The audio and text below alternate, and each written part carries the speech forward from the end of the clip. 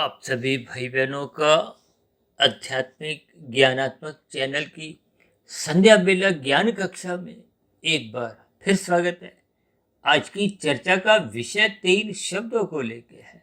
हालांकि ये तीनों ही शब्द एक साधारण मनुष्य को बोलने में, सुनने में, पढ़ने में भी अच्छे नहीं लगते, लेकिन आज इन 3 शब्दों को ही देखिए, मल, राख और अंत, ये तीनों शब्द ही हमने देखी प्रकृति के 3 गुणों की स्थितियों से जोड़ते हुए आपके हमारे जीवन की कुछ अवस्थाओं से, कुछ ऐसे हम दार्शनिक भावों से इस पर कुछ चर्चा करने जा रहे हैं, ताकि हम सभी भाई बहनों को अपने मनुष्य जीवन के महत्व का बोध हो।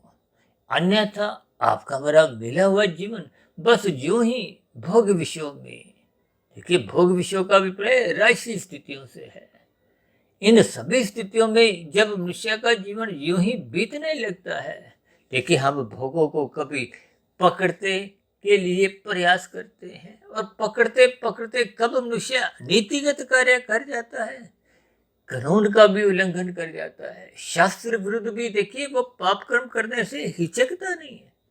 शास्त्रों में तो स्पष्ट शब्दों में ही समझाया गया है कि दूत कीड़ा, मद्यपान, स्त्री संग, हिंसा और अनीतिगत कार्यों से बचो। ये तामसी स्थितियां हैं। देखिए हम तो प्रकृति के 3 गुणों में बार बार कहते रहते हैं, तमोगुण से अच्छा तो रजोगुण है, रजोगुण से भी अच्छा सतोगुण है, और सतोगुण से भी अच्छा गुण क्या है? विशुद्ध सतोगुण। देखिए विशुद्ध सतोगुण का अभिप्राय क्या है?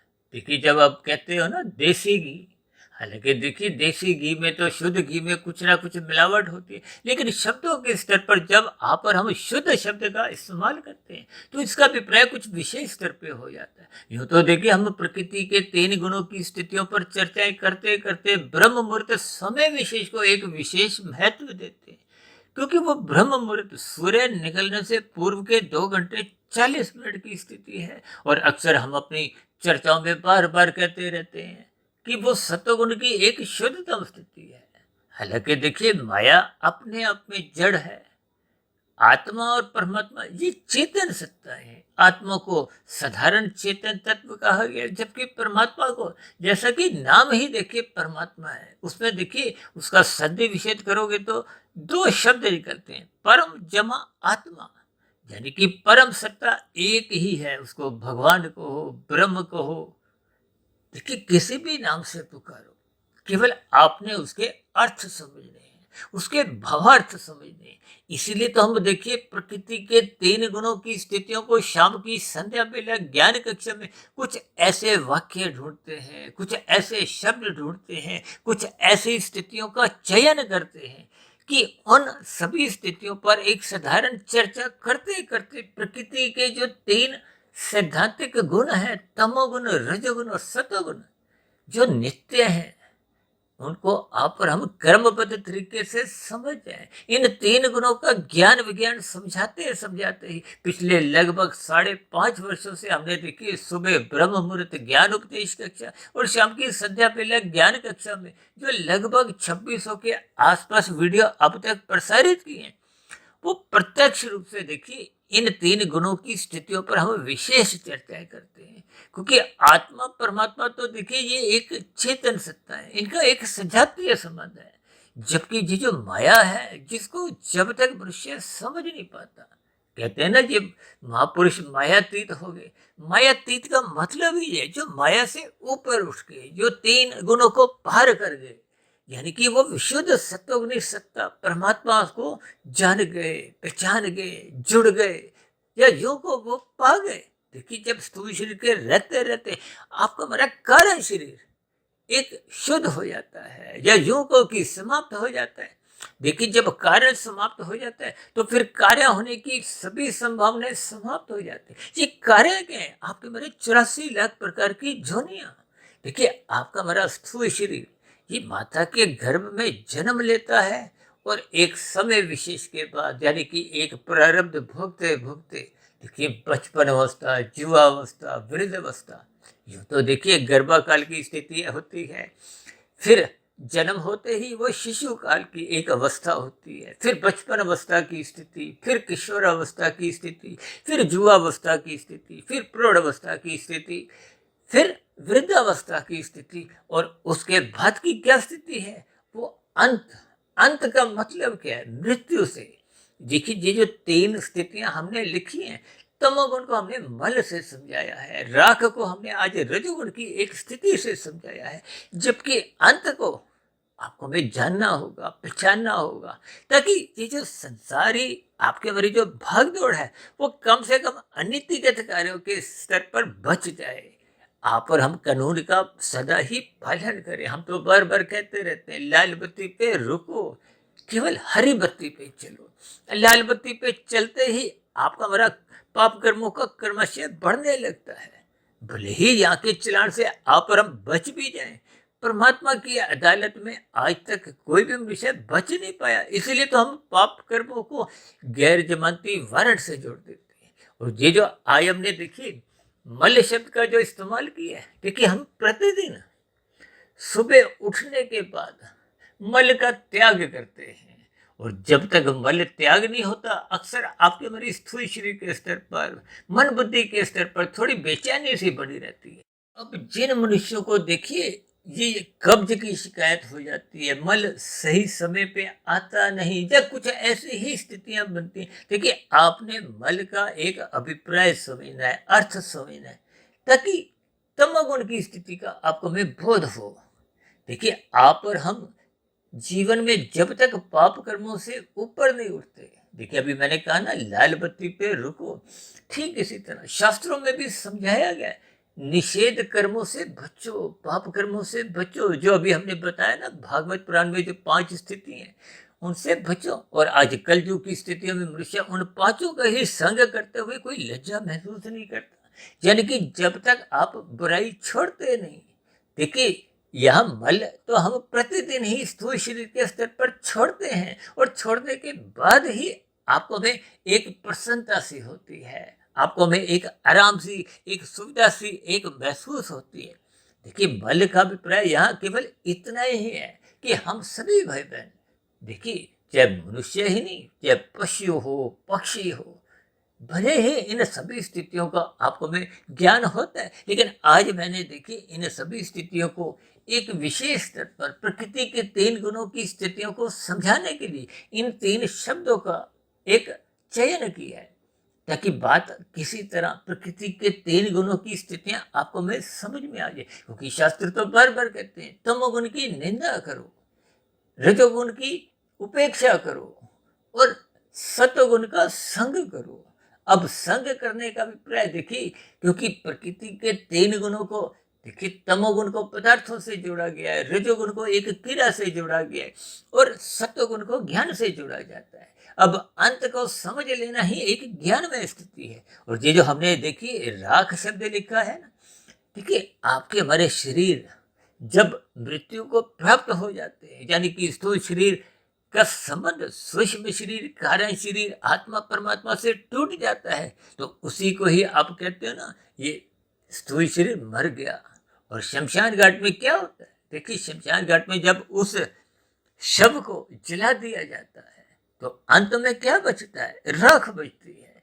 उस राख की ही स्थिति को आज हमने एक राशि स्थिति से दर्शाया है। यानी कि आप संसार को जितना भी पकड़ते हो, फिर भोगते हो, चाहे सीधे रास्ते से, चाहे उल्टे सीधे रास्तों से। यहाँ उल्टे सीधे रास्तों का अभिप्राय कानून को तोड़ने से भी है, और शास्त्रों के विरुद्ध जो आप और हम पाप कर्म कर जाते हैं। हालांकि इन सभी स्थितियों का आपको हमारा क्रमशः बनता है, संस्कार बनते हैं, क्योंकि आज हमारा विषय केवल इन 3 शब्दों के इर्द गिर्द घूम रहा है। इन 3 शब्दों से ही हमने देखिए प्रकृति के 3 गुणों के लक्षणों के आधार पर इन सभी स्थितियों का हम एक चर्चा रख रहे हैं, ताकि बात आपको हमें समझ में आ जाए।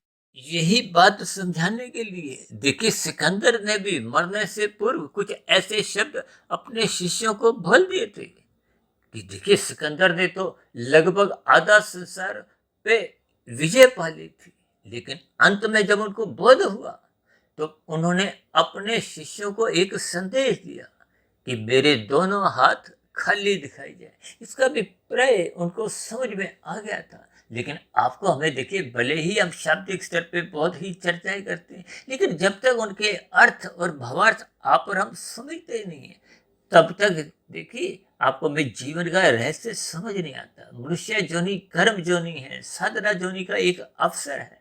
कर्म करने का अभिप्राय क्या है कि कम से कम मनुष्य पाप कर्मों से बचे। अक्सर मनुष्य देखिए इन विषय भोगों के लिए ही, यानी कि ये जो 5 भोग्य विषय हैं, गंध, रस, रूप, स्पर्श, शब्द, इनकी प्राप्ति के लिए ही, इनको संग्रह करने के लिए ही झूठ, छल, कपट, ठगी, हेरा फेरी, आजकल तो देखिए डिजिटल अपराध कितने ही बढ़ते जा रहे हैं। और आजकल तो देखिए ये चोरी डकैती के साथ साथ जी घोटालेबाजी की स्थितियां होने लगी। हम तो बार बार यहाँ तक कह देते हैं कि मनुष्य ने देखिए खाने 100 रुपए हैं, 1000 रुपये उसने धर्मानुसार कमा भी लिए, तो फिर भी ऐसी स्थिति में वो 900 रुपये तो बेकार चले जाने। तो फिर ऐसी स्थितियों में यदि मनुष्य अनीतिगत कार्यों द्वारा लाखों करोड़ों की हेरा फेरी करता है, देखिए भले ही किसी कारणवश यहाँ की अदालतों से मनुष्य बच भी जाए, लेकिन परमात्मा की अदालत जो एक प्रकृति रूपी एक स्थितियां हैं, उनसे मनुष्य आज तक बच नहीं पाया। अन्यथा देखिए ये कर्म फल के साथ सिद्धांत शब्द लगता ही नहीं। सिद्धांत का मतलब ही ये है, जो कर्म हो गया उसका फल आना निश्चित है, और ये एक अटल स्थिति है, इसलिए इसको सिद्धांत के साथ जोड़ा गया। हम तो बार बार इन पर चर्चाएं करते रहते हैं कर्मफल सिद्धांत पे। हमने तो देखिए कर्मों के ऊपर ही 250-300 से भी अधिक वीडियो प्रसारित किए हैं। पाप कर्मों के ऊपर ही, जिनको एक साधारण मनुष्य मरते तब तक पाप श्रेणी में रखता ही नहीं है, उनके ऊपर भी हमने 30-40 चर्चाएं प्रत्यक्ष रूप से रखी है, ताकि बात आपको हमें समझ में आए। आज मेरे देखिए मन में ये 3 शब्दों का कुछ एक विचार आया। उन 3 शब्दों को ही मैंने 3 अलग अलग रंगों से, देखिए मल शब्द भी आपके हमारे जीवन में बार बार आता है, और शास्त्रों में तो मल का अभिप्राय तामसी स्थिति से, एक निंदनीय स्थिति से बार बार जोड़ा गया है।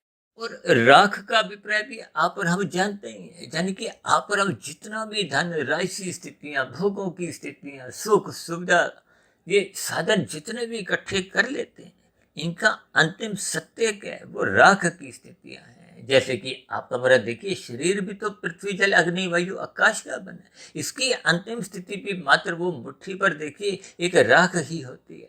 इन सभी स्थितियों को मैंने बहुत ही क्रमबद्ध तरीके से ज्ञान पूर्वक समझाने का एक प्रयास किया है, ताकि मल, राख और अंत, यानी कि आपके हमारी जो एक नित्य सत्य अटल स्थिति जो एक मृत्यु की है, इन सभी स्थितियों को आप और हम ज्ञान पूर्वक समझ जाएं, ताकि आपका हमारा मिला हुआ जीवन सफल हो, सार्थक हो, ताकि कम से कम हम अधोगति से बच जाए। ये अधोगति की स्थितियों का अभिप्राय मनुष्य से नीचे की जो 80 लाख प्रकार की तामसी निंदनीय कष्टमय जोनि है, उन जोनियों में गिरने से मनुष्य बच जाए।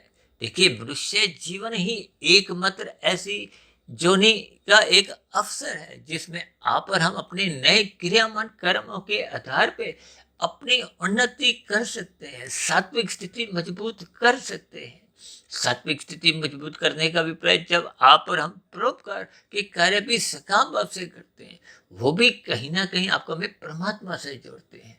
और परोपकार के कार्य करने की एक स्थितियां कब बनती हैं, जब मनुष्य श्रद्धा पूर्वक सत्संग करता है, जब मनुष्य अपने अंत पर एक विचार करता है, यानी कि मृत्यु की स्थिति का चिंतन करता है। देखिए मैं तो मृत्यु के ऊपर भी अब तक 40-50 वीडियो प्रत्यक्ष रूप से हम प्रसारित कर चुके हैं, और मेरा तो ऐसा स्वभाव है कि मैं अपने जन्मदिन वाले दिन अवश्य ही उस मृत्यु से संबंधित ही वीडियो प्रसारित करता हूँ। देखिए इन सभी स्थितियों से आपका हमारा संसार से, संसारी विषय भोगों से एक ज्ञान पूर्वक वैराग्य बना रहता है। इसीलिए हम देखिए शाम को संध्या बेला ज्ञान कक्षा में कुछ प्रकृति के 3 गुणों की स्थितियों को समझाने का एक प्रयास करते हैं, क्योंकि शास्त्र बार बार कहते हैं तमोगुण, रजोगुण, ये दोनों गुण बंधनदायक है, बांधते हैं, और सतोगुण मुक्तिदायक है। इसलिए तो शास्त्र कहते रहते हैं सत्संग करो, सत्संग करो। जो मनुष्य सत्संग नहीं करता, उसके जीवन में ये पशु वृत्तियां, आहार, मैथुन, निद्रा, भय, ये सदा ही बनी रहती हैं, और ये पशु वृत्तियां आपका हमारा अर्थ और काम बिगाड़ती हैं। ये पशु वृत्तियां ही आपसे हमसे एक अनीतिगत कार्य करवाती हैं। मनुष्य में जो इंसानियत है वो समाप्त होती है। जब इंसानियत समाप्त होती है तो धर्म की स्थितियां, कर्तव्य की स्थितियां, जिम्मेदारी की स्थितियों से मनुष्य भागता है, बचता है। इन सभी स्थितियों पर आप भी चिंतन करें। इस चिंतन के लिए ही आज मैंने देखिए तमोगुण को मल से, रजोगुण को एक राख से और सतोगुण को एक अंत से समझाने का एक प्रयास किया है। हो सकता है मेरे समझाने में कुछ कमी रह सकती है, क्योंकि मैं भी देखिए एक मायाबद्ध की ही स्थिति में हूँ। ये तो परमात्मा की प्रेरणा से, गुरुओं के आशीर्वाद से, ब्रह्म मुहूर्त समय विशेष में कुछ ऐसी कृपाएं बनी रहती हैं, जिसके फलस्वरूप हम इन सभी स्थितियों पर एक सकारात्मक भाव से एक चर्चा रखते हैं। तो भाई आप सभी भाई बहनों से विनती है कि अपने मिले हुए जीवन में अपने रजोगुण को सतोगुण की लगाम से नियंत्रित रखिए, ताकि आप और हम कभी भी तमोगुण में गिरने ना पाए। इन सभी स्थितियों को आपको हमें ज्ञान पूर्वक समझते हुए अपने मिले हुए जीवन को संवारना है, सुधारना है, ताकि आपका हमारा मिला हुआ जीवन सफल हो, सार्थक हो। इन्हीं शुभकामनाओं के साथ अब चर्चा विशेष को यहीं विश्राम देते हैं। कल सुबह फिर मिलते हैं ब्रह्म मुहूर्त ज्ञान उपदेश कक्षा में। तब तक आप अपने आध्यात्मिक मित्र सुधीर भाटिया फकीर को इजाजत दें। आप सभी भाई बहनों को बहुत बहुत शुभ रात्रि। और सुबह ब्रह्म मुहूर्त में उठने के लिए, इन सभी स्थितियों पर विचार करने के लिए मेरी ओर से बहुत बहुत शुभकामनाएं। फिर भी चर्चा संबंधित कोई बात आपको समझ नहीं आई हो, या मेरी कही गई बातें आपको तर्कपूर्वक सही नहीं लगी हो, या कही गई बातों पर आपको किसी प्रकार की कोई आपत्ति हो, तो आपके प्रश्नों का, सुझावों का और शिकायतों का नीचे दिए गए कमेंट्स बॉक्स पर सदा ही स्वागत है। इस चर्चा विशेष को ध्यानपूर्वक सुनने के लिए आप सभी भाई बहनों का बहुत बहुत धन्यवाद।